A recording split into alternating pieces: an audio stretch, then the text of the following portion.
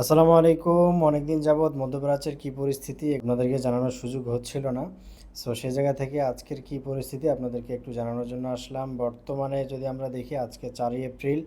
So সে জায়গা থেকে আবুধাবিতে দেখেন একদম পুরো ফ্লাইটের একদম আপনার সিরিয়াল হয়ে আছে।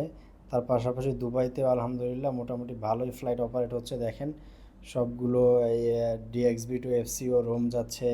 তারপরে হচ্ছে আপনার দেখেন এখানে আরও অনেকগুলো ফ্লাইট আছে, মিলান যাচ্ছে। এক কথায় মোটামুটি দুবাইও প্রায় স্বাভাবিক হওয়ার পথে। আপনার আবুধাবিতেও মোটামুটি স্বাভাবিক পরিস্থিতি চলছে।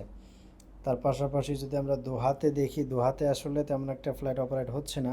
যে দুই একটা ফ্লাইট অপারেট হচ্ছে এগুলো হচ্ছে একদম খুবই আপনার স্পেশাল ক্যাটাগরির ফ্লাইট। তাছাড়া আসলে স্বাভাবিকভাবে ফ্লাইট অপারেট হচ্ছে না। এরপর আমরা যদি দাম্মামে দেখি, দুবাই থেকে দাম্মামে একটা ফ্লাইট যাচ্ছে। তাহলে গালফের ফ্লাইটগুলো অপারেট হচ্ছে। তার পাশাপাশি আপনার ডোমেস্টিক যে ফ্লাইটগুলো এগুলো তো অপারেট হচ্ছে প্রতিনিয়ত।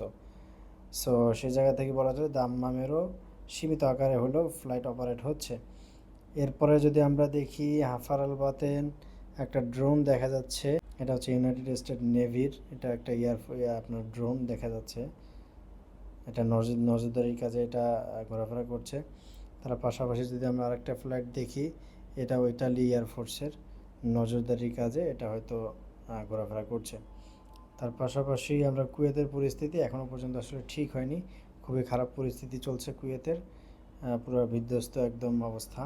এরপর যদি আমরা রিয়াদ, মদিনা, জেদ্দা এগুলো দেখি, এগুলো মোটামুটি স্বাভাবিকভাবে আপনার ট্রাফিক দেখা যাচ্ছে, ভালোই ট্রাফিক আছে।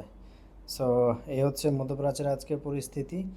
সো যারা মধ্যপ্রাচ্যের পরিস্থিতি সম্পর্কে জানতে চাচ্ছিলেন তাদেরকে আশা করি কিছুটা হলো আইডিয়া দেওয়ার চেষ্টা করেছি বা দিতে পেরেছি। যদি কোনো ধরনের প্রশ্ন থাকে অবশ্যই প্রশ্ন করবেন, ইনশাআল্লাহ অ্যান্সার পেয়ে যাবেন। আসসালামু আলাইকুম।